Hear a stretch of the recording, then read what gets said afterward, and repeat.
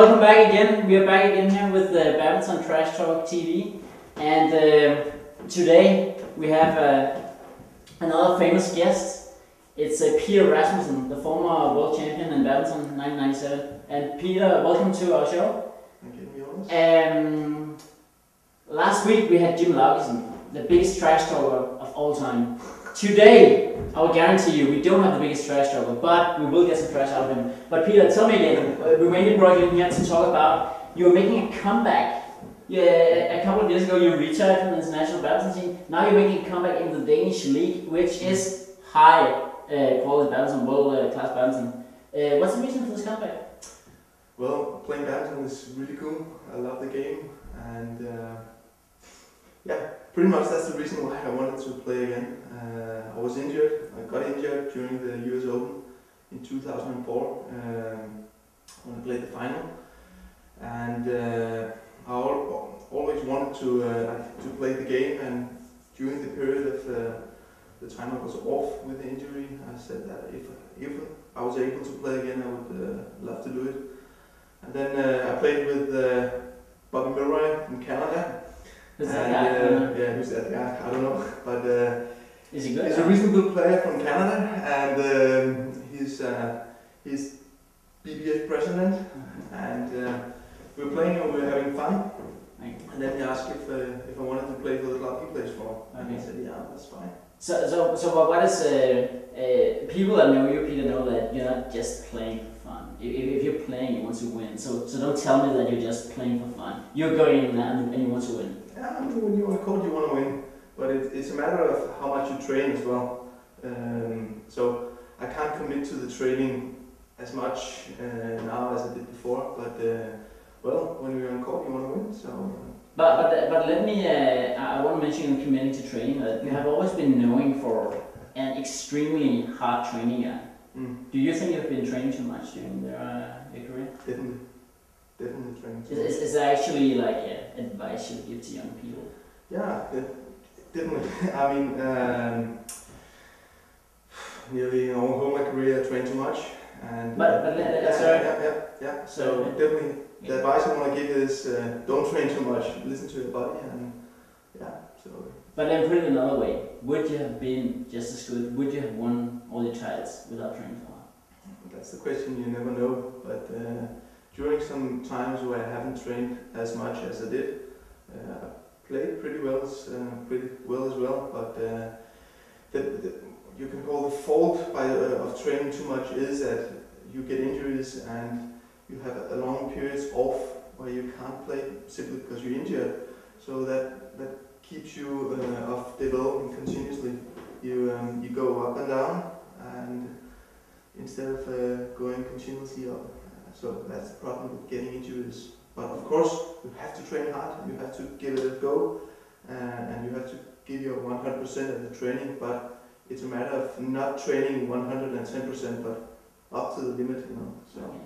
But Peter, I mean, people who have been following your whole career, of course, there has been a lot of great moments. But if you go back to, I don't know when you started, when you were breaking through in the international scenes, I remember some outstanding results when we were sitting here. They're like you winning the Japan Open by beating Adi Wirinata with 3-1, Park Sung-woo with 3-2, and I'm like, are you kidding me? How do you beat guys with that? You're coming in like a young guy, very good, but how do you mentally go out and kick ass and so good guys like these guys? Yeah, I don't know how you do it, but you know, everybody has their own way. But the way I had it was that I kind of was able to relax in those matches. So I was not expecting to win. You want to win, but you're not putting too much pressure on yourself, and that enables you to play totally free. And of course, you have your moments in your career where everything you do just happens to do it the right way. And I guess Japan Open in 1997 was one of the tournaments where everything really came the way I wanted to do. Actually, it was the first tournament after a period of injuries. I was off 7 months, and then this was the first tournament. So yeah. But But also, but actually, I heard Herianto Arvi, the former great Indonesian player, once quoted in a Danish newspaper that the level you produced at a time in your career was the greatest he has ever seen anyone play. Okay. What do you say about that? Well, thank you. Herianto Arvi is world champion and. But honestly, Peter, right? Honestly, the level you played in '97. Is there any Danish player that have ever reached that level? Even though we're talking about a span of 6 months, has any Dane matched that level at any time? I don't know. That's difficult to answer, but I mean, there's a lot of good guys, and definitely I was playing really good at that time. I was very fast, had a good attack, and I was developing my defense.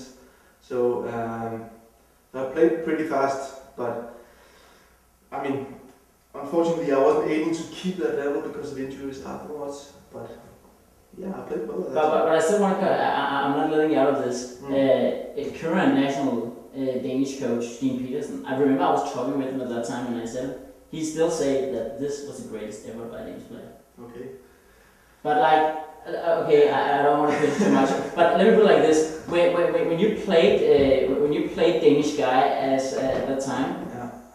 Did you feel like you were the best when you played them? Yeah, definitely, you felt I was the best, but we were very equal. I mean, I played with Paul Erik at that time. Peter Gade was moving to Copenhagen as well. We had Thomas Sture and a couple of other really good Danish guys. And Kenny Jonas, by the way, of course. And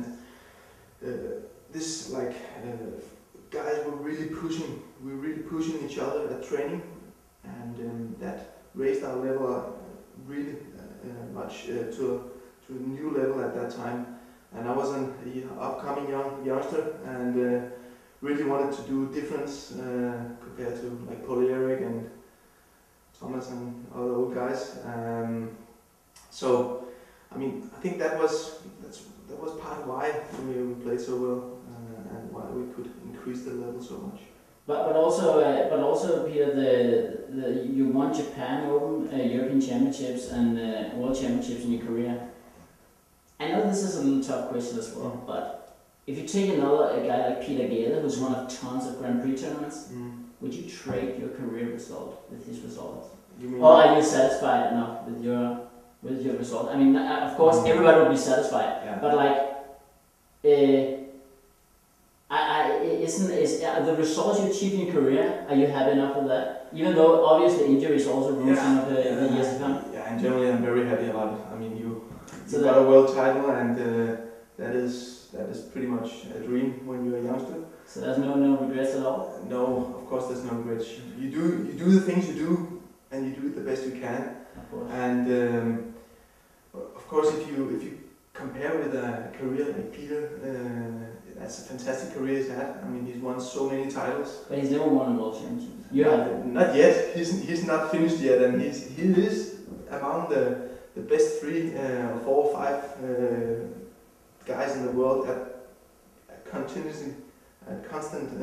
time, and that means that gives him a lot of space also to win a title. And after the World Championships is played once every year now, it's become more easy to win, you can say. But I mean, we have our different careers, and I guess my career was a lot up and down. When I was on and I was playing, I was really good, really fast, and then I was also injured for periods. But still, personally, I would choose your career over his career because I would rather be world champion. Or you could like Paul Erik, Olympic champion, than win a tons of Grand Prix, but that's me. But now asking you as a former champ, are you a real champ? Can you be considered the greatest ever if you haven't won a world title or Olympic title? That's the question. It's difficult to answer that. It's not difficult, it's yes or no? It's yes or no. I don't know. Nothing is like black and white, but I mean, of course, if you have a title like Olympic or World Championships, it gives the last salt to your career, you can say, because that is the most prestigious tournaments to win. But you also got to be a little bit lucky, you know, to win a title, and so it's not that straightforward to answer that question. Peter, again, like if you go a little back to your comeback era, like obviously you will play a lot of these young guys in the league, the upcoming. Maybe you'll play Joachim Persson, Jens Christian Lett, and even Michael Christensen. You know, maybe you don't know them so well, but you know them a little because you still train with them. Well, what does these guys? Because obviously these guys are not even comparable to you and Peter Gale and Paul Erik. What does these guys missing that you guys had? I think Are they not crazy enough? Maybe so. Maybe they're not crazy enough. I can see sometimes they kind of do not believe in themselves enough. And if you wanna be reach the very top level in the world, you've got to believe in yourself, and you've got to be a little crazy, of course, as well. But it's shown. The belief is not only like to say that I want to be a world champion. I mean, that is everybody can say that. That is an easy thing to say, but the thing is that what you want is you want yourself to believe that you can do it, and it's not something that you can do when you're 15 and say, well, some can, but I couldn't say, well, when I was 15, I want to be a world champion. You can't say that, but it was something I built it up gradually, and then suddenly you could see that you were snatching Paul Erik, and you could follow his speed, and you could beat him sometimes in training. And then suddenly you start believing that I can do this. I knew he was one of the best in the world. So by that you steadily grow, and you can start to believe more and more. And then that is the difference. And in the game, in the very moment, from believing and from being a little bit crazy, you get the edge of your play. If you just hesitate a little bit when you play, it's showing that you lose the very sharp moments of your game. So that is actually what believing is. So that was what I was about to ask you. Like when you just said that, when did you go from like a doubter to believer? So it was by competing with these guys in training that when you felt like I can compete with these guys, you could transfer it directly to your matches. Definitely. I mean, when you're a youngster coming up, you like kind of you walk in the dark because you don't know, is this in the right direction? Am I training the right way? Am I going up the right road? You don't know, so you try different things, and when you suddenly get some moments of success where you maybe you beat a really good player, a world-class player. One of the matches I had was against Fung Pamadi. I beat that guy when I was quite young in Denmark Open, and of course I competed with Morten and with Paul Erik and Thomas Sture. So by kind of growing, you start to believe more and more, and you start to be a little bit more pushy on court. You start to believe, okay, if I can follow these guys in the speed, then I can also beat the other guys. So. But Peter, now like I want to tell you about people you played against, and obviously people that know you from this conversation that you don't fear anybody. But was there actually release the secret now? Was there somebody that just could scare the shit out of you in court? Definitely. Who? Yeah, I mean, Don John. Tell me about this guy. Why did you fear him? He was very difficult for me to play because he has such unpredictable game. He had some amazing shots, and he was very fast on court, and his attack was really good. I actually played him in 1997 in All England Championships before the World Championship in 1997, and I got kicked by that guy. I think I got 10 and 10, and he was playing so good, and he was kind of totally on Sun Jun in the final, so he was very dangerous. So can I ask the rude question? Because everybody knows that Dong Jung pulled out of the World Championships because of illness. Yours was to play in the semi. Quarter. With a quarter. Yeah. Would you have been? That would have been a very difficult match for me. So, I mean, that's why I told you, to be a champion, you gotta be a little bit lucky as well. And I mean, he got ill, which certainly increased my chances of going to the semi a lot.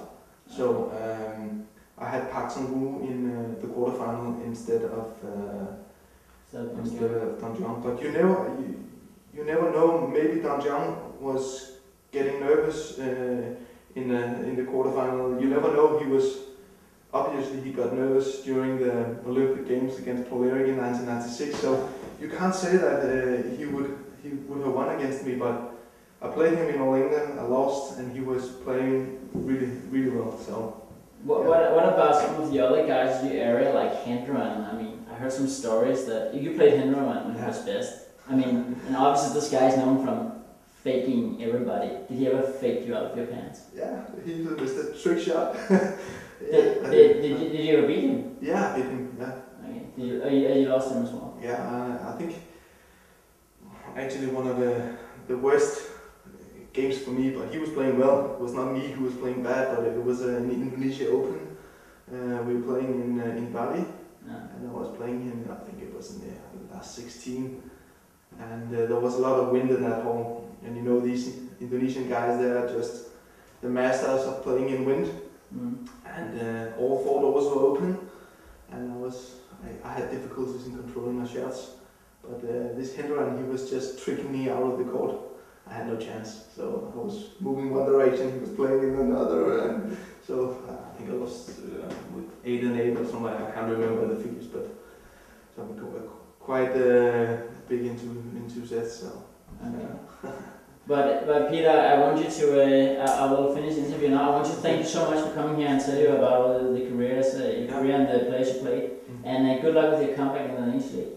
But one last question: Is there coming a comeback in the Danish Open? I don't think so. No. I will start with the Danish league.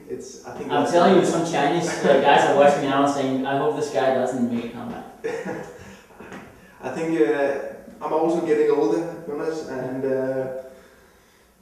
if you want to compete among the best in the world, you got to train right as well. And I can't commit to that amount of time as it is right now, but I think it will be sufficiently for me to play the Danish league. I will have fun, you know, and it is the best game. It is the best sport in the world, so I'm really happy to be able to come back and play. I was not sure I couldn't actually, so now I'm here, now I'm training well and training with you and with Bob and with Anders Bosen, so that is cool for me, you know. Well, I'm sure you'll do well in the league as well, Peter, and we look forward to see you starting in September. And thank you once again for coming here and do the interview. And we'll finish this edition of Trash Talk TV. We of course will be back next week with a new superstar, so stay tuned.